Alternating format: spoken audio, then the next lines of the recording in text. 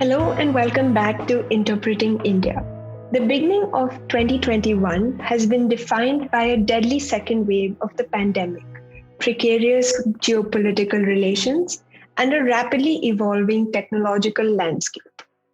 This season, we at Carnegie India are examining many of the challenges and opportunities that India will confront in the coming decade. I'm your host Shibani Mehta, and this week we're diving deep into China's economic aid to South Asia. China's meteoric economic rise has resulted in a massive expansion of its international economic aid and development programs. Under the Belt and Road Initiative, analysts predict that China could spend close to $1.2 trillion dollars on global development projects, ranging from building cyber infrastructure to large scale connectivity projects. These programs have placed China as an attractive alternative to the established players in the global development space. However, China's growing role in global economic development has also resulted in increased scrutiny. According to some analysts, Chinese development aid is often unsustainable for the host country, creating onerous debt obligations while making only marginal contributions to local employment. In this episode of Interpreting India, we analyze China's economic and development aid in South Asia.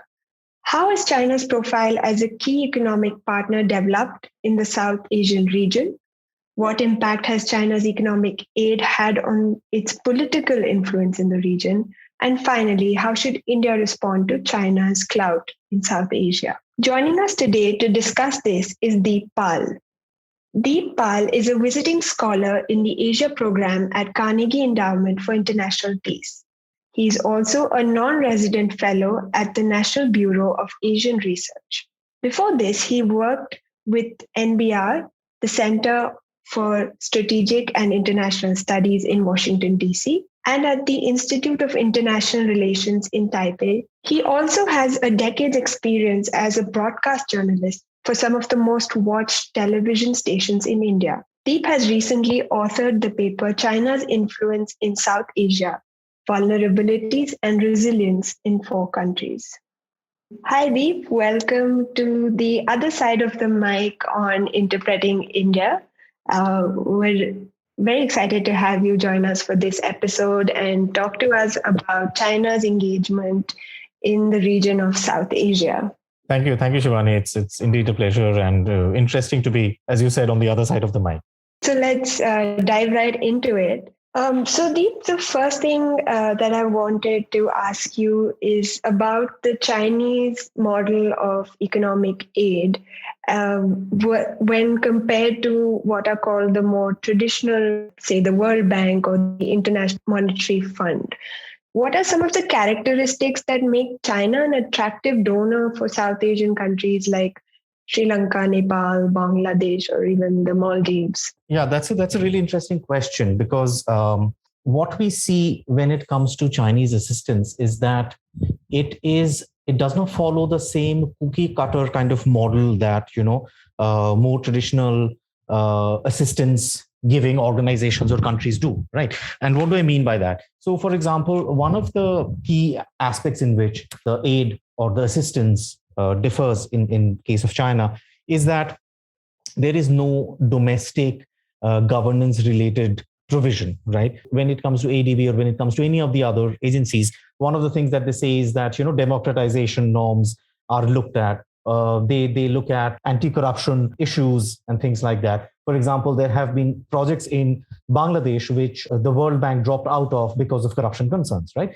So in case of China, one of the first things we see is that China says that these are all issues that are internal to a country and therefore they don't really care about them, right? How a country deals with democratization, corruption, and so on and so forth is something that the country has to figure out. That does not interfere with the decision by Chinese entities to whether or not fund projects or give loans to these countries. So that's one of the major things. And if you look at all of these countries, these are all countries where institution building is still a continuous process, right? So there are these issues that all of them grapple with, In all fairness, they try to fix many of the things. Some of the things work immediately. Some of the things are longer term. China's decision to fund them or not fund them is not based on these structural issues. So that's a very key aspect. That is something that these countries like. The other aspect is one of the things that we noticed while we were working on this project is that Chinese stakeholders, whether they are whether it's the embassy, whether it's Chinese companies, whether state-owned companies or other companies that are working in these countries, Chinese journalists, and so on and so forth, they work in tandem. So when a country needs something, if one of the stakeholders, one of the Chinese stakeholders come to know about it, they pass it on, and the conversation begins from there, right? So we heard a stakeholder in one of these countries talk about how they had talked about some tourism related work that they wanted done, some tourism related assistance that they were looking for. And to this person's surprise, in a couple of days, someone from the Chinese embassy reached out with options saying that, we heard that you were looking for something like this. We have these options. We have these people that you might want to talk with and see where it goes, right? In many of the cases, Chinese assistance comes to these people, right? Instead of them having to go looking for money, looking for assistance, looking for how this works out. Another interesting aspect is, and this is again something that we heard from a number of stakeholders in multiple countries, is that in cases where the countries feel that they don't have the bandwidth to understand or manage these complicated financial instruments, China very often comes and says, Chinese entities, very often they come and say that, okay, once you agree, we will take care of the back end. We will help you figure out how to do the back end, and you can start your work within, let's say, 6 months. Speed, another very interesting aspect that these countries talk about, right? Where when you go to a World Bank or an ADB, various boxes have to be checked. It's a long drawn process. Someone we spoke with said that, if I want to work with a Chinese company, from the time I speak to them first to the time when the project gets off ground, 6 months would have elapsed, right? So all of these factors are important.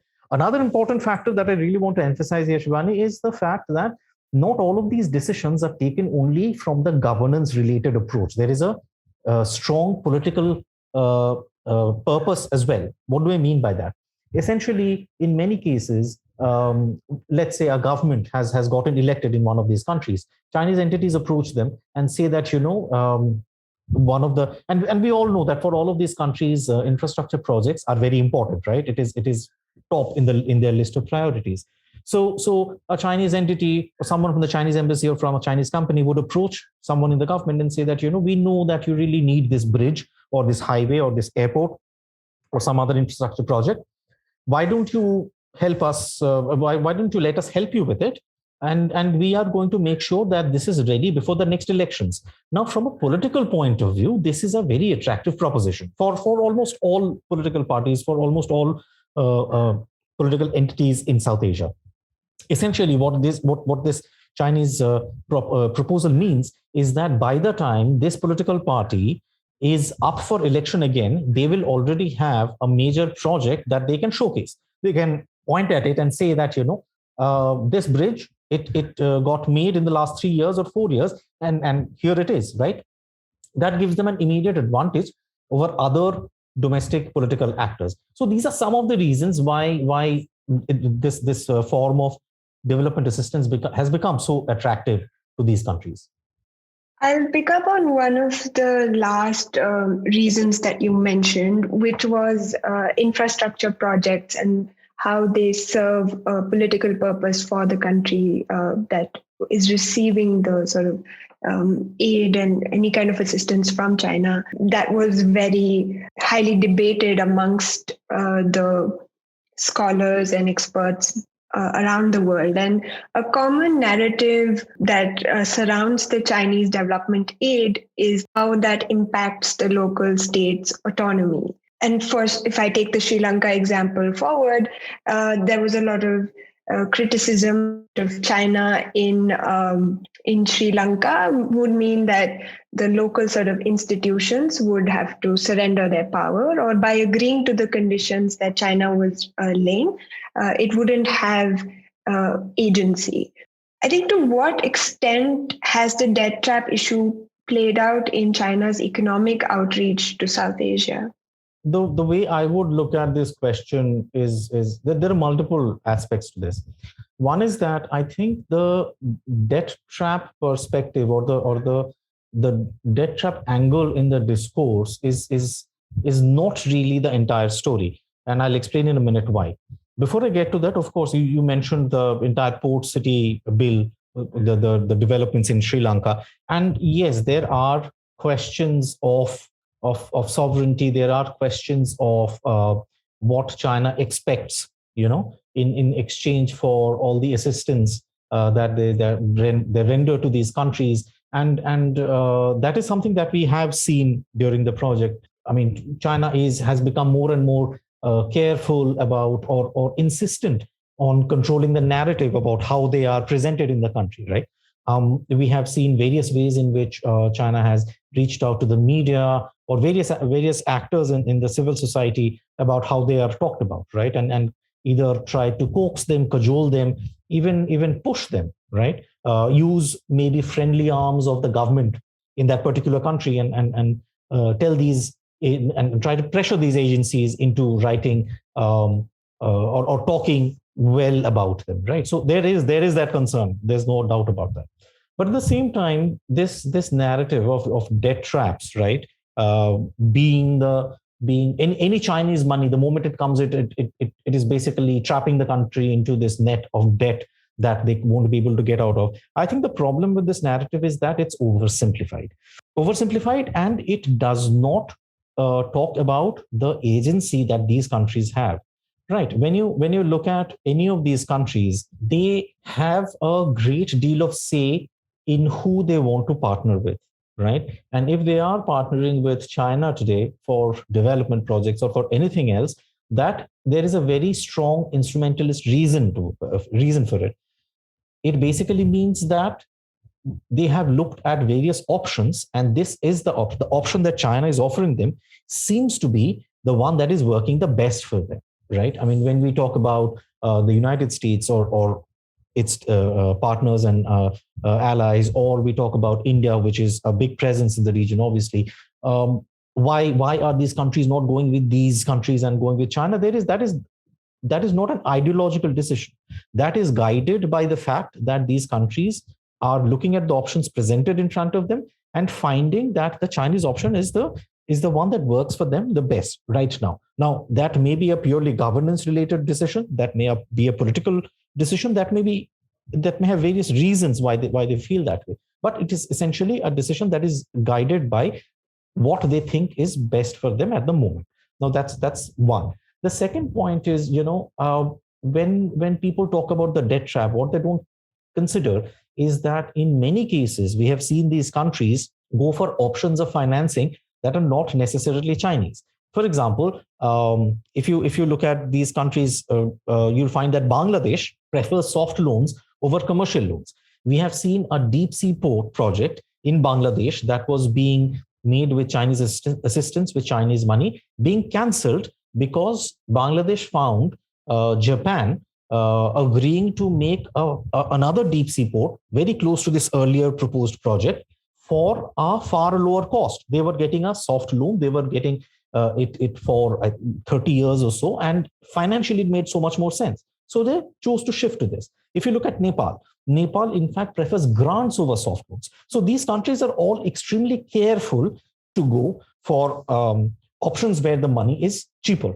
Now, are there not instances where they still go for Chinese loans where it's more expensive? Yes, they do. And there may be internal structural corruption related or various other reasons that lead them to do that. It would, however, be wrong to try and paint the entire region in that one brush where everyone's falling under a debt trap.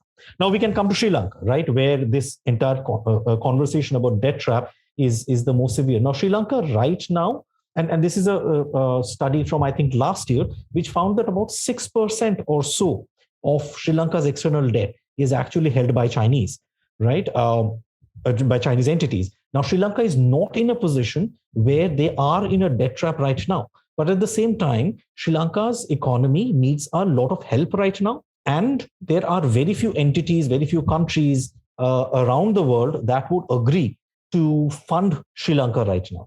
The Chinese, however, are okay with doing it. And that is where the concern of debt trap comes in. If it continues like this, then yes, there is a possibility that eventually there will be a debt trap for Sri Lanka related to Chinese money. If other entities across the world, other countries, they agree to fund Sri Lanka's economy and assistance needs, then that may not be the case. I think that's an important distinction that one needs to remember. That is a very important conversation to have because, like you mentioned, it's not like countries in South Asia are just looking at China. We do know that Sri Lanka is employing multiple means to kind of boost its economy, which are not all dependent on China. They're looking at currency swaps. Sri Lanka has reached out to other financial institutions for aid and sort of financial assistance. So yeah, I think that is an important point to make. I just want to move back to something that you mentioned earlier, which was about when we were talking about why Chinese aid is attractive, where you said China's model is to kind of respond to the needs of the South Asian country and to, I think you used the term cookie cutter model, where they're listening to what the South Asian country is asking for and sort of changing the package, if I may, of aid according to needs. And there are no sort of no strings are attached to this. But is it right to say that there isn't a sort of political influence that this creates? How does assistance from Beijing politically influence these countries in South Asia? And I think the second question that comes from this is, how does the Chinese political influence mean for other powers that have interests in the region? Absolutely. I mean, Shibani, so one of the things that we do say in this report is that China's primary levers are at the moment economic, right? But at the same time, their primary interest in the region is strategic, right? And basically what that means is that because, as I have mentioned before, for most of these countries, their list of priorities includes a lot of connectivity or infrastructure projects, right? So that is usually, and that is an area in which China is in a good position to try and help them, right? So that is primarily why they start entering these countries, or they start engaging with these countries from the infrastructure assistance development perspective. But at the same time, and this is something, again, I keep going back to the report because this is something that we focused on a great deal. If you look at the way the relationship has changed in the last 8-10 years, right, there has been way more political engagement between the two sides. I mean, look at Nepal. Is that the Chinese Communist Party and its various arms have been reaching out to political parties in all of these countries. Okay, they have been holding joint study sessions with them. They have been holding conferences with them. They have been talking to them for various things, and it especially helps we see this have seen this in particularly two countries. One of them is Nepal, where there is ideological affinity, or there was ideological affinity as well, as long as the Communist Party was in power till earlier in 2021, right? So for the Communist Party of in China and for the Communist Party in Nepal, there were a lot of things that they felt they could engage on or talk with. Another place where you see this quite often is Sri Lanka, where a vast number of political parties have come together and engaged with the Chinese Communist Party. Now, that is the political side of things. Another aspect in which we have seen China engage far more is the people-to-people aspect, where Chinese companies that are present in these countries, or Chinese entities that are present in these countries, they are helping build infrastructure in, let's say, schools in the areas that they are operating out of, right? They are donating infrastructure, or they're donating books and various other kind of material that an organization might need. They're tying up with universities, not just for the study of the language, of the Chinese language, but also for the study of China or China and this particular country's relations, right? We are seeing engagements that take the form of fellowships and financial awards of various kinds, which are directed towards students in some cases, but also towards research professionals or towards journalists, right? Basically offering them an opportunity to go to China for a year or at times more and to know more about the country, right? So this is something that we have seen happen over the last few years, where the attempt is to have a whole of society approach in their engagement with these various countries, with Sri Lanka, with Nepal, with Bangladesh, with the Maldives, and that is also necessitated by the fact that in some of these countries, for example, when you look at Nepal, right? Nepal has had a very long-standing trade-based, family relationships-based connection with Tibet already, right? So they have not been unfamiliar with China. But if you look at the Maldives, China is a far more recent entrant, right? They obviously have known about China, but interactions have been limited for the longest time. So when these kind of pushes come that help address the relationship from all aspects of society, it really has helped China be at the front and center of the minds of the people and of governments, of institutions in these various countries. I'm sorry, I've forgotten what was the other question you asked. My second question was, what does increased engagement from Beijing in the region mean for other powers? So, say India and the United States, how does it impact their influence in the region?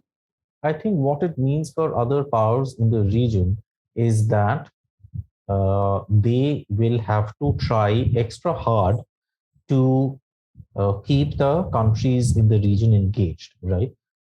Because all of these countries now, we are far more connected now globally than we were even 10 years or 15 years or 20 years ago, right? So anyone sitting in the farthest corners of the Maldives or Sri Lanka or Nepal or wherever, right? If they have an internet connection, if they have a smartphone, they can find out about what is happening in the world, how people in various parts of the world live, what are the options and opportunities that are available to them. Now, this is something that they want for themselves. This is something that they ask for from their governments, right? And for the governments then to give their citizens the kind of opportunities that are available globally, they turn to various partners, which basically means that they would essentially have to try extra hard. I talked about earlier how Chinese companies or Chinese entities, they come to these countries and say, if you need a bridge, why don't we help you with it, right? So they are far more proactive, right? So this proactiveness is something that various countries or various agencies, whoever wants to stay engaged with these countries, they will have to show. One of the questions that stakeholders across the region, when we were speaking with them, raised repeatedly, that what is, let's say, the US's long-term plan in South Asia, right? What is US's South Asia policy, right? Essentially, what this means is that there will have to be a clear, consistent, long-term policy that will have to be in the play for these countries to look at the various countries. The same stakeholders who asked, what is US's long-term policy in South Asia, they also pointed at China and said, look at China in Sri Lanka. There was a lot of controversy over the Hambantota project. There was a lot of controversy over the Port City project, but China did not leave.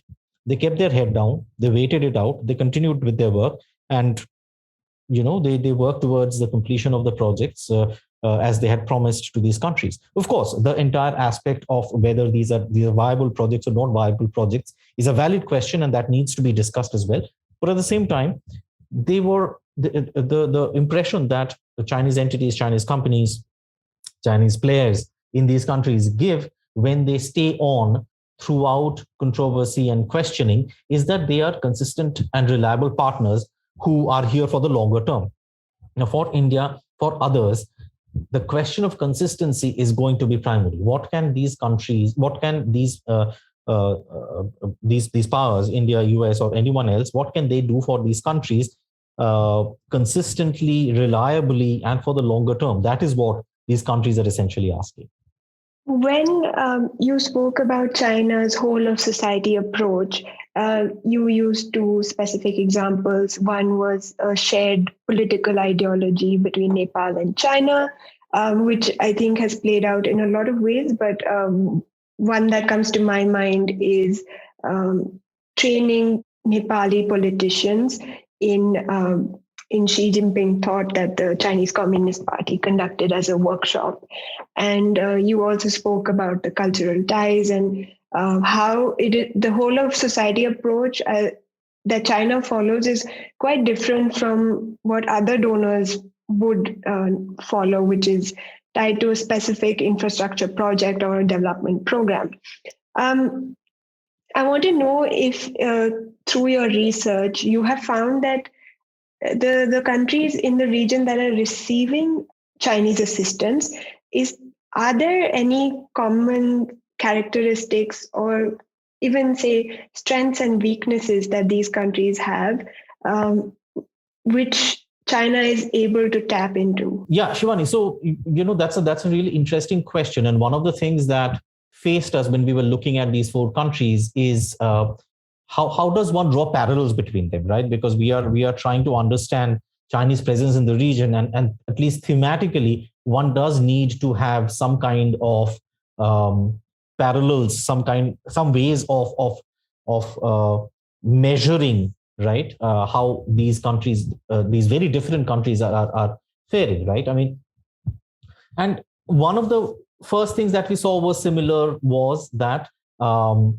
all of these countries they need infrastructure projects, right? They need connectivity projects. They need highways, airports, ports, power plants, and so on and so forth. But beyond that, they're all very different countries. I mean, countries like Sri Lanka and Bangladesh are regional, are countries that are climbing out of their LDC status, right? On the other hand, Maldives is a much smaller country which is an island, which has climate change related concerns, where the focus areas are quite different. Now, which is why one of the ways in which we try to understand the impact of Chinese engagement in the region was through what we call the vulnerabilities framework, right? And what do we mean by that? We look at three particular dimensions. One is how are the state institutions doing in the face of increased Chinese engagement. Another is how are civil society components, organizations and individuals doing, and the third is what role do the elites play? Are these elites capturable, or are they already captured, right? So these are three particular dimensions or variables, right, that we tried to analyze in looking at these countries. And the reason why this helps is if you think of them, there are indicators as parts of these three variables that are common across the countries, right? So let's say corruption, or electoral practices, or strength of the constitution, or things like how easy or difficult is it for civil society organizations to operate in these countries? What kind of pressures do they face? Legally, how protected are they? Or when you look at elites, whether they are capturable or captured or not, what are the various kind of checks and balances that exist to ensure that political or business elites, they are not influenced or influenceable, right? And that is something that really made a lot of difference. And what we could do was also form a kind of a scale through which we could look at these four countries, where they appear in terms of their relative strengths or weaknesses when it comes to institutions or civil societies, or their elites. Now, what this also does is it gives us an idea of which direction these countries might go. For example, one of the things that we found with Bangladesh was that their state institutions, while they are not the weakest. There have been questions about their electoral practices. Right now, they are up for elections in a couple of years. If the elections are considered free and fair, then we would possibly see the institutions being strengthened, which will allow less leeway for a player like China, which may want to move in and influence state institutions, less space to be able to do so. Similarly, in Sri Lanka, we found that the capturability of the elites was the biggest concern in Sri Lanka in comparison to all of these countries. And the reason for that, we know, is the Rajapaksas have been working with China in ways that have been concerning since their previous tenure. Right now, if in a future election we see the Rajapaksas being replaced by someone, and there being a dialing down of the ways in which China manages to capture the elites, then that again becomes less of a concern. So we found that these are very useful tools. This framework is a very useful tool when you look at it from these three particular perspectives: institutions, freedom of civil societies to operate, as well as the impact of Chinese influence on elites, whether they are being captured or are they capturable in some way or the other. It is a very unique way of understanding the levers that China is using in the region, and the scope of impact that each of them has in these countries. So just to continue with this, you had mentioned earlier that these states that are receiving financial assistance from China are operating out of self-interest. It is not that they are taking whatever is being offered to them. They have certain demands that they do place. And I think the example you mentioned was about Bangladesh choosing Japan over China for a particular project. Did you find that countries in South Asia were also learning from each other in terms of how to put their demands to China, and in certain cases maybe be able to push back as well? Or does everyone just accept whatever's being offered because China is a big power, it's intimidating, and as a small state, you're happy to get what you're given? Oh, absolutely not. I mean, all of these countries, as I have said time and again, we tend to underestimate the kind of agency, right, that these countries clearly have and demonstrate as having. For example, the Bangladeshi someone in the Bangladeshi government did talk about how they are looking at, and they were asked this question by an Indian journalist and about Chinese debt trap and so on, and they said that don't think that we are not looking at other countries, don't think that we are not looking at what is happening in Djibouti or what is happening in other parts of the world or other parts of the region to understand how Chinese influence works. And that is largely something that most stakeholders that I have spoken with, they tend to repeat, that we may not have, government to government conversations about how to work with China or how to deal with China, right? But that does not mean that we are not looking at what China is doing in the region and how it is working out for the countries. The Sri Lanka example keeps coming up every once in a while, right? Where there are instances of unviable projects, right? And that is something that all of these countries have definitely learned from each other, and they're very careful to look at these projects and ask themselves, is this something that is going to be viable for us? So that's one of the things that we have seen them learn from each other. We have seen Maldives and Sri Lanka unofficially having a conversation about the loans that the Chinese loans that they have taken, which in a post-COVID situation are difficult to repay following the earlier schedules. There have been conversations unofficially in various amongst various stakeholders in these countries about whether they can ask for some kind of a restructuring from China, which they have already done or will do. But whether or not these countries learn from each other in terms of how they think they can operate in this region, how they think they can work with China, and essentially the purpose of them engaging with each other has to do with figuring out how to get a better deal, how to get a better bargaining hand, both for themselves individually and as a collective. So there are being lessons learned by watching each other and seeing how other countries in the region navigate China's engagement. And but I'd like to go back to a point that you were making earlier about other powers with an interest in the region, namely the United States and India, where you said one thing that can be done would be to be as consistent as China is in terms of its engagement. Because we are about interpreting India, my last question to you is, how does Beijing's growing footprint in the region influence, or rather impact, New Delhi's position? And would you say that India is adapting to this new reality where it is no longer the economic and political power in the neighborhood? Mm-hmm.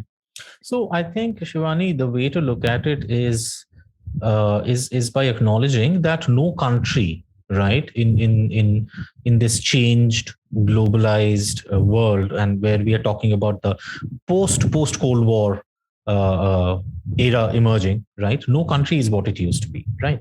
I think for New Delhi, there are a number of things that are being done, but also need to be done, right? And that is true not just for New Delhi, that is true for the US, for anyone, any country that is interested in the region. The way that we have been, the kind of relationship that we have had with these countries, they will continue to exist in some ways. The historical, the cultural relationships that we have had with them, that is irreplaceable, right? I mean, many of my conversations with these stakeholders has started by talking about, as much of a cliche as this is, has started by talking about either cricket or about Indian movies. That is just how it is. But at the same time, something that is interesting to note is that, from most of these countries that we are talking about, influx of students, right, used to primarily be to India, right? Higher education was primarily about studying in India. That is no longer the case. A lot of students are going to China, and that is guided by better financial aid, financial assistance available from the Chinese government. And many of them are not even going to China. They are going beyond. They are going to Australia. They're going to Singapore and various other countries. So that is something that has to be understood and remembered. Now, in this changed situation, how does New Delhi stay relevant? I think New Delhi has still a lot to offer in terms of helping these countries build their capacity, right? In terms of assisting them in connectivity projects. Now, what these countries are asking for today is basically India engaging them as equal partners. When we talk about having familial relations with these countries, and this is again something a stakeholder mentioned to me, that in a family you always have an elder brother and a younger brother. You want to be looked at and talked to as equal partners, right? And that is something that is of a great deal of significance. Another way in which New Delhi can remain and is remaining significant, relevant in the region is by ironically doing what China does. As I mentioned, China comes in, looks at the country and sees what they need, and then starts the conversation from there. So for New Delhi, there has to be an approach that prioritizes what these countries need. So essentially, not necessarily look at what China is doing, but basically talk to these countries and say, okay, what is it that you need? Essentially dehyphenate Indian engagement with these countries from Chinese, or for that matter, anyone else's presence. Instead, prioritizing what these particular countries need to be there. So these are some of the ways in which India can continue to be relevant. As I just want to end with this one aspect that we tend to look at every small or big development in these countries from the Indian lens, that what this means for India. It would help us as students of international relations if we looked at them and acknowledged that not everything has to do with India or has to do with an external player. In many cases, these countries are just trying to achieve their own aspirations and choosing the best available route to them. If we can provide those routes, if India can provide those routes, then I don't see why any of these countries would not want to choose that. Thank you so much, Deep. This has been an enlightening conversation. I think I take away 2 points from what your report has concluded, which is the vulnerabilities framework is an important tool to understand the region, and I think it helps us overcome this oversimplification of the entire region that we so often tend to do. And the second being that instead of focusing on India-China rivalry or US-China rivalry in the region, let's talk about the states that make up the region and what they need and how they go about achieving their aspirations. So thank you so much. Thank you, Shibani. It's been a pleasure.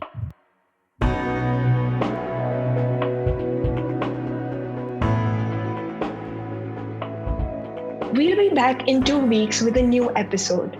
To make sure you don't miss it, be sure to subscribe on Apple Podcasts, Spotify, Stitcher, or wherever you get your podcasts. To learn more about our research and team, you can visit us at carnegieindia.org. You can also find us on social media on Twitter, Facebook, and Instagram. Thank you for listening. See you next time.